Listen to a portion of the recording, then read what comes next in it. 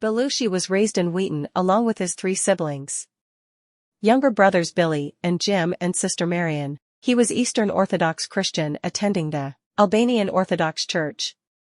He was educated at Wheaton Central High School, where he met his future wife Judith Jacqueline. In 1965, Belushi formed a band, the Ravens, together with four fellow high school students: Dick Blasucci, Michael Blasucci, Tony Pavalonis, and Phil Special. They recorded one single, Listen to Me Now Jolly Green. Giant Belushi played drums and sang vocals.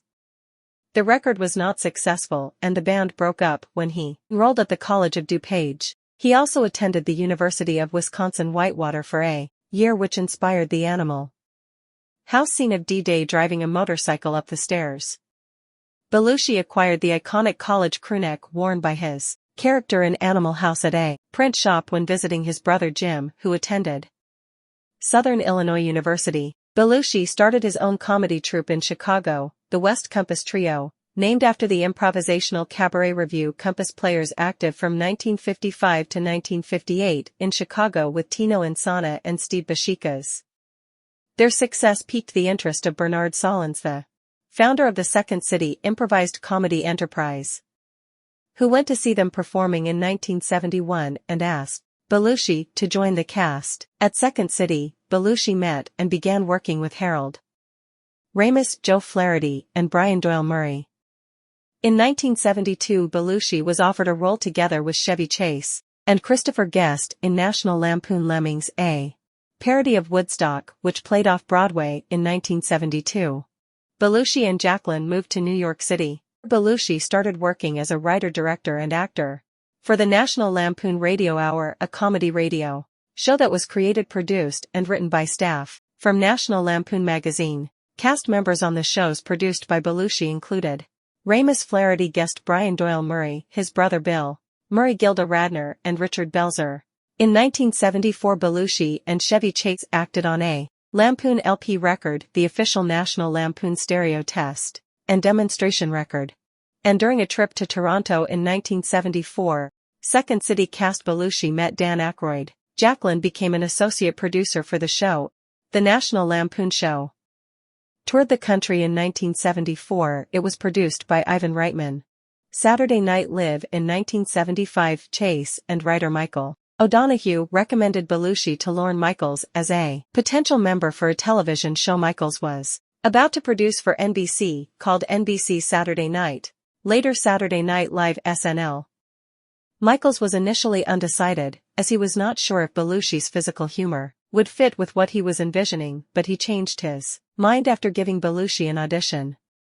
Over his 4-year tenure at SNL, Belushi developed a series of successful characters, including the belligerent, with Aykroyd. Belushi created Jake and Elwood, the Blues Brothers, originally intended to warm up the studio audience before broadcasts of SNL. The Blues Brothers were eventually featured as musical guests. Belushi also reprised his Lemmings imitation of Joe Cocker.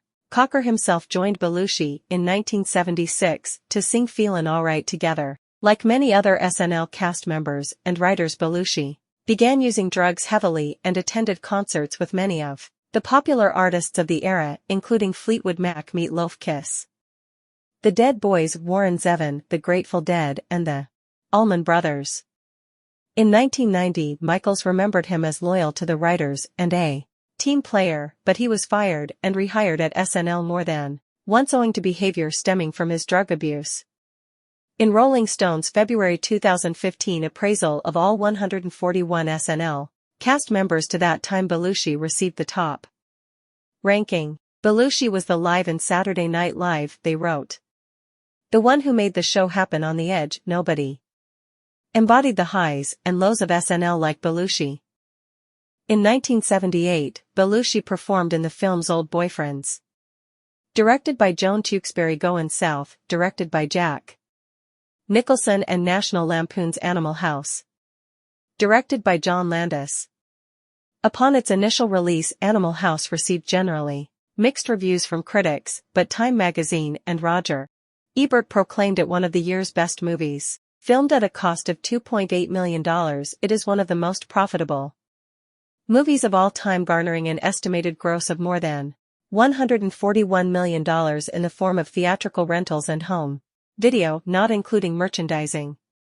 Animal House was written by Doug Kenny, Harold Ramis, and Chris Miller, and followed in the tradition of the Marx Brothers films that featured subversive and satirical plots that took on traditional institutions.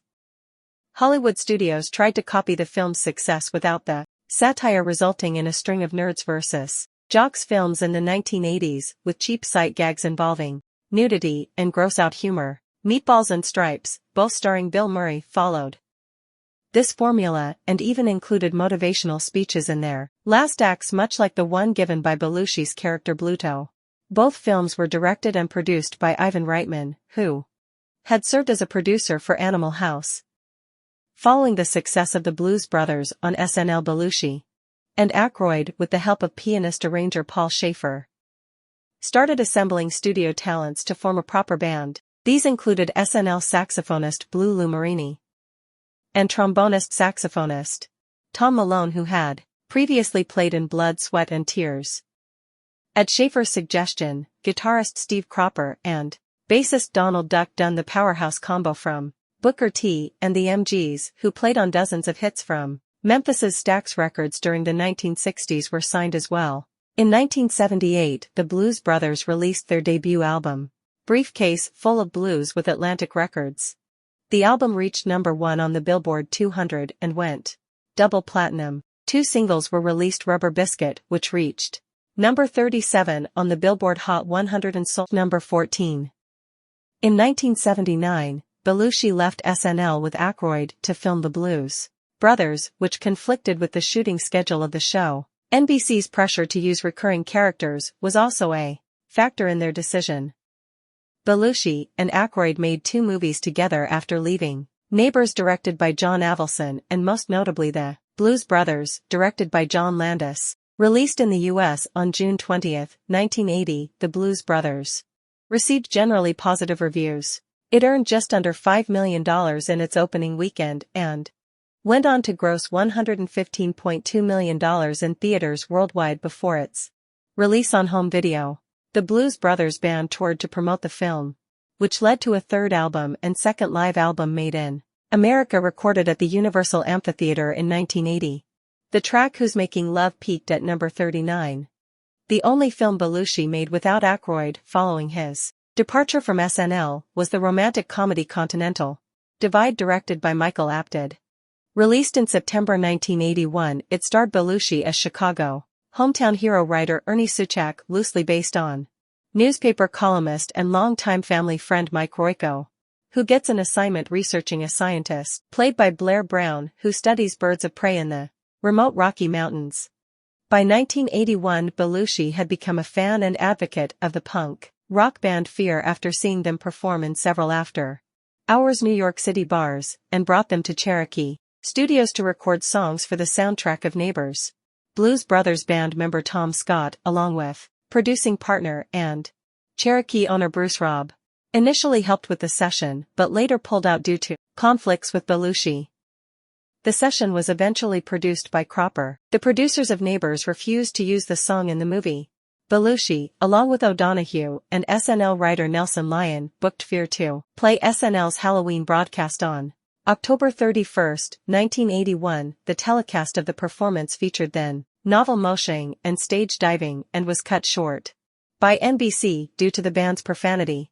The New York Post published an account of these and other sensationalistic details of the event the following day.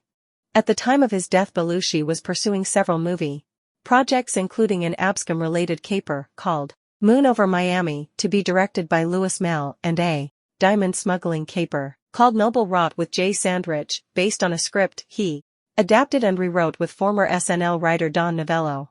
However, Paramount Studios offered to produce Noble Rot only if Belushi starred in The Joy of Sex, which would have featured him in a diaper. Advised him to turn down The Joy of Sex and return to the East Coast, where Aykroyd was writing Ghostbusters. Belushi also talked about producing a drug trafficking film. In a High Times Tribute article from 1982, Belushi wanted to give these daring captains, courageous of consciousness, the credit they deserved. He told me, He wanted to star in a major marijuana movie, to be called Kingpin. He wanted to play the title role. Belushi filmed a guest star appearance on an episode of the television series Police Squad 1982 by the creators of Airplane. The opening of the show featured a running joke that featured a sight gag with the guest star dying right away. Belushi died shortly before the episode was to air, so the scene was cut and replaced by a segment with William Conrad. Belushi struggled with drug addiction during most of his adult life. He began using cocaine, both snorting and freebasing in the early to mid-1970s. He had managed to refrain from drug use for a brief period during the production of Continental Divide but severely relapsed during the production of Neighbors.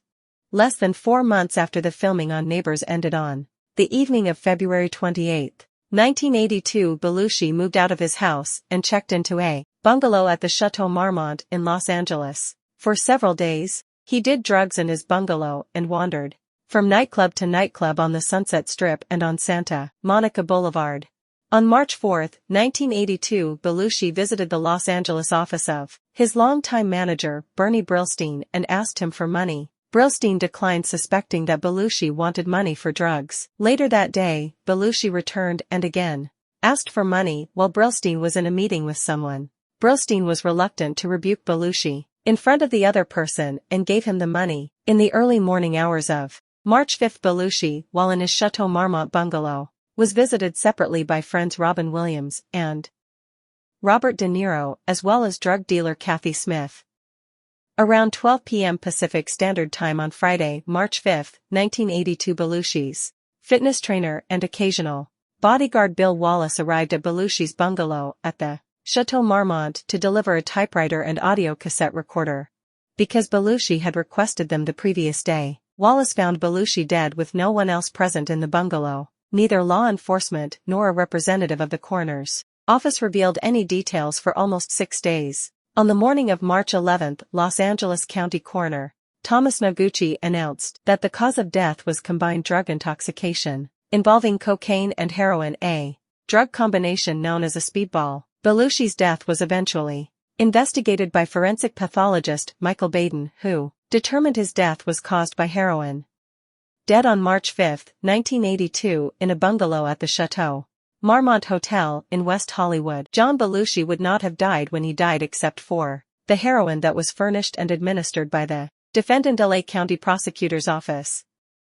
In 1982, Belushi's widow Judith arranged for a traditional Orthodox Christian funeral that was conducted by an Albanian Orthodox priest. Belushi was interred at Abels Hill Cemetery in Chilmark, Massachusetts on Martha's Vineyard.